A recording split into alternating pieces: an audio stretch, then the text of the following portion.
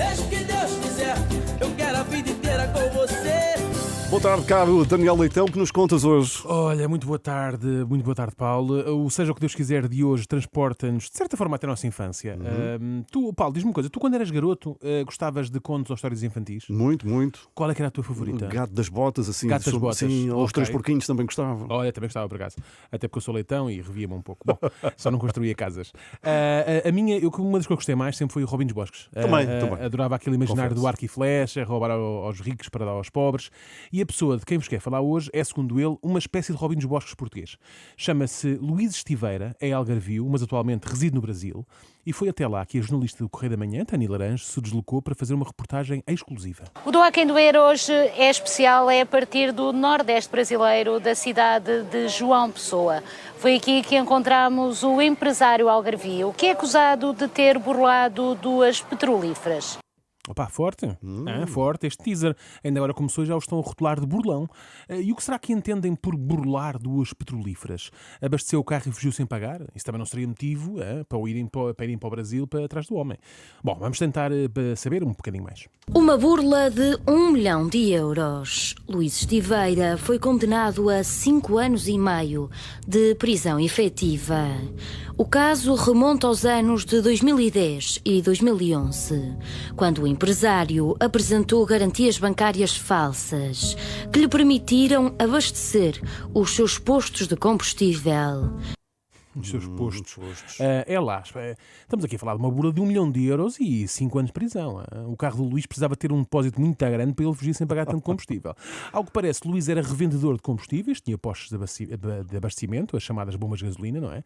E terá usado garantias bancárias falsas para que as petrolíferas lhe abastecessem os postos. Em Portugal foi condenado a 5 anos e meio de prisão, mas quando a decisão saiu, já ele estava no Brasil. Olha. Por lá andou fugido, até que por um mandato da Interpol foi detido, mas libertado ao fim de 10 meses, com pulseira eletrónica, por alegados problemas de saúde e por ter uma filha menor. Mas no meio disto tudo, perguntas tu, Paulo, então mas não estando cá, como é que ele não é obrigado a restituir o tal 1 milhão de euros? Muito simples, muito simples.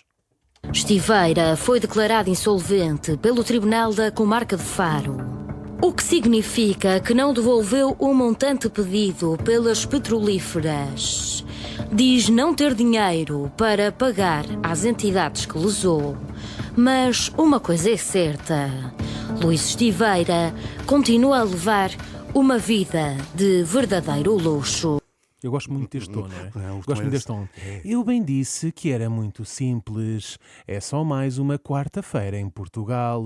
Felizmente, Tânia Laranjo conseguiu entrevistar o alegado burlão para que ele possa esclarecer tudo, até porque para ele se predispor a dar uma entrevista quando tem uma pena por cumprir em Portugal, das duas uma. Ou é muito vaidoso e está orgulhoso do que fez, ou então trata-se de um equívoco. Vamos aqui ao processo português. Diz aqui que em 2010, 2011 apresenta garantias bancárias falsas que lhe permitem abastecer os seus postos de abastecimento de combustíveis. Foi assim? Não. E depois só em 2014 é que a Polícia Vamos lá ver. Judiciária abre o inquérito. Não, vamos lá ver se eu explico.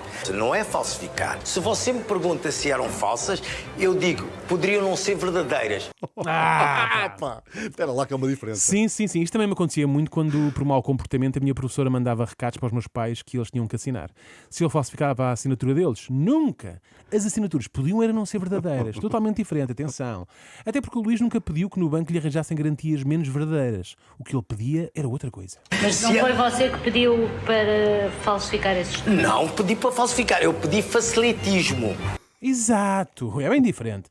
Ele não pediu para falsificar garantias bancárias, ele pediu facilitismo. Chegou ao banco e pediu: olha, desculpe, será que me podia facilitar aí uma garantia bancária, assim sem fazer questões, sem confirmar informação nenhuma? Desculpa, se quer uma garantia falsa? Que é lá isso? Nada disso. Eu sou um tipo honesto. Arranje-me aí uma daquelas aí, tem aí, dessas aí menos verdadeiras, vá. Mas mesmo este facilitismo, ele teve de o pedir por culpa das petrolíferas. Elas é que apertaram com o Luís. Mas qual foi o problema? É a partir do momento em que as companhias me reduzem o prazo de pagamento. Vamos imaginar, você tem 10 postos, cada posto movimenta 10 mil euros por mês, que eles movimentam mais. 10 postos, você movimenta por dia 100 mil euros, certo? Se você tem 10 dias para pagar à petrolífera, você tem 1 milhão. Ou seja, com esse 1 milhão de cash flow, você pode investir em mais postos. Se a companhia hoje unilateralmente diz assim, não, Luís, agora vais pagar a 7 dias e agora vais pagar a 4 dias, eles vão-lhe tirando o seu cash flow e você vai tendo dificuldade em pagar as faturas. É engraçado nesta conta muito rápida, assim de cabeça, despropositada, ele chegou a 1 milhão de euros, que é precisamente a quantia que ele deve. Mas pronto, no fundo, as empresas petrolíferas queriam que ele pagasse mais cedo. Mas nem estamos a falar pré-pagamento, porque aí de facto poderia ser complicado o Luís gerir o seu negócio. Elas queriam era que ele pagasse o combustível que elas lhe tinham fornecido, não em 10, mas em 7 ou em 4. Claro que depois o Luís não tinha para investir. Vai investir com que dinheiro? Com o dele? Vai pedir ao banco? Era o que faltava. É muito mais cómodo investir e ganhar dinheiro com o dinheiro das petrolíferas. Vida complicada da Luís, não é? Já para não falar dos sequestros. Eu fui sequestrado, eu não me lembro que ano é que foi, eu fui sequestrado, isso está nos jornais, fui sequestrado na minha casa em Portugal, na minha antiga casa, e eu fui sequestrado com a minha mulher e a minha filha. E eu percebi que as coisas em Portugal, eu estava a ser assaltado todas as semanas nos postos. E eu pensei assim, eu vou inverter a minha posição, eu vou morar para o Brasil e venho a Portugal. Claro, ala paquete. Coitado do homem, pá. Como é óbvio, por questões de segurança, mudou-se para o Brasil. Tal como fazem todos os proprietários de postos de abastecimento. Estão todos a viver no Brasil. É por isso que no Brasil até mudaram o nome de uma localidade no estado do Pernambuco. Já não lhe chamam Porto de Galinhas, chamam-lhe Posto de Galinhas, por causa do posto de combustível. Bom, tal não é a quantidade de empresários então portugueses que deste ramo a residir lá. O Luís fez o mesmo. Calhou ser da mesma altura em que descobriram as garantias bancárias falsificadas, ou menos verdadeiras, assim é que é. E só ele sabe o que sofre. Considerado insolvente em Portugal, agora vive na miséria no Brasil, com uma pulseira eletrónica na perna. Na entrevista, Luís surge carregado de grandes marcas. O Porsche está à porta, o anel é Cartier, os sapatos e o cinto, Louis Vuitton. Pronto, ok. Grandes marcas. É verdade. A miséria do Luís no Brasil é um pouco diferente da miséria dos portugueses em geral, mas ainda assim, não deve ser nada fácil. Até porque ele viveria bem melhor se não tivesse optado por ser o Robin dos Bosques.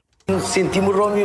Muitos amigos meus me disseram, tu és o Robin dos Bosques, porque não há nenhum dos teus funcionários que fale mal de ti. 1.322 funcionários e eu, com a insolvência, não fiquei a dever um tostão aos meus funcionários. Entre pagar às petrolíferas e pagar aos meus funcionários, eu sou pelos meus antigos funcionários. Então não há nenhum funcionário meu que diga que eu lhe fiquei a dever dinheiro. Agora, como eu não tinha dinheiro para pagar às petrolíferas, eu fiquei a dever dinheiro às petrolíferas. Bravo, não ficou a dever dinheiro aos funcionários. Eu não sei se o Luís está por dentro do conceito e da história do Robin dos Bosques. É que, se bem me lembro, a história não era assim. O Robin dos Bosques roubava aos ricos para dar aos pobres. Não roubava aos ricos para ele próprio ficar rico. Ainda que tenha pago aos funcionários, ele não deu nada aos pobres. Neste caso, os seus funcionários. Simplesmente cumpriam com eles o que era suposto. Eles trabalharam para ele e receberam por isso. Ele não lhes deu nada, não é? Outra coisa que eu acho que ele não percebe bem é o conceito de roubar. E durante 22 anos, eu fui revendedor de combustível, também dei ganhar muito dinheiro às petrolíferas.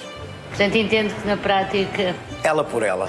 Com ela por ela. Não se sente um ladrão. Não me sinto de maneira nenhuma. Eu não matei nem roubei.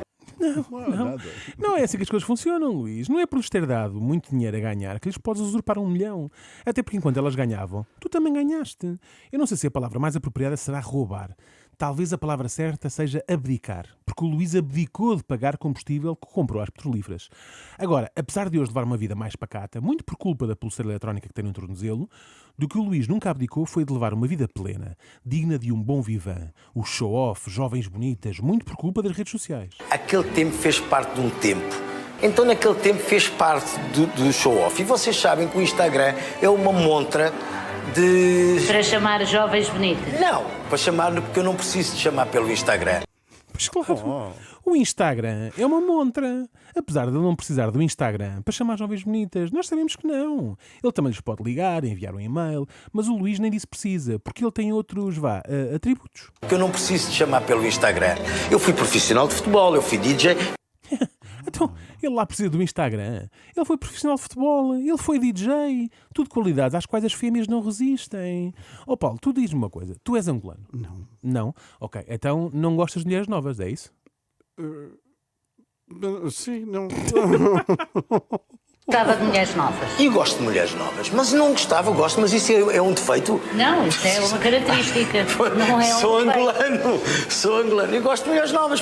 Então queria o quê? Que ele gostasse de mulheres da idade dele, queres ver? Pois ele é angolano. Além do mais, ao nível amoroso, o Luís é como o Benjamin Button. É das mais velhas para as mais novas. Porque assim, quando eu era novo, eu tinha mulheres velhas. A minha professora de francês namorou comigo quando eu tinha 16 anos, ela tinha 33. E hoje, que tenho 60, quero namoradas até aos 30 anos. Mas... Claro, por isso é que o Luís agora prefere as novas, porque ele já teve a dose dele de mulheres velhas, percebes? A cota já esgotou. E é perfeitamente normal que as moças mais novas adorem o Luís. eu esclareço as coisas, eu não minto a ninguém. Quem está comigo gosta de estar comigo pela vida que eu proporciono e também, evidentemente, pelo aspecto que eu tenho. Evidentemente que é pelo aspecto. A vida que ele lhes proporciona é só um bónus. Quem nunca sonhou namorar com alguém com o triplo da sua idade, foragido de um país e com uma pulseira eletrónica no tornozelo que atira a primeira pedra? Para terminar, as pessoas têm de perceber que o Luís não é o bandido que pintam. Ele já passou por muito, principalmente no pouco tempo que esteve preso. E não é fácil estar preso no Brasil. O Luís só sobreviveu porque é muito forte psicologicamente. É assim, ninguém tem noção do que eu passei. E vou dizer, eu sou uma pessoa muito forte psicologicamente.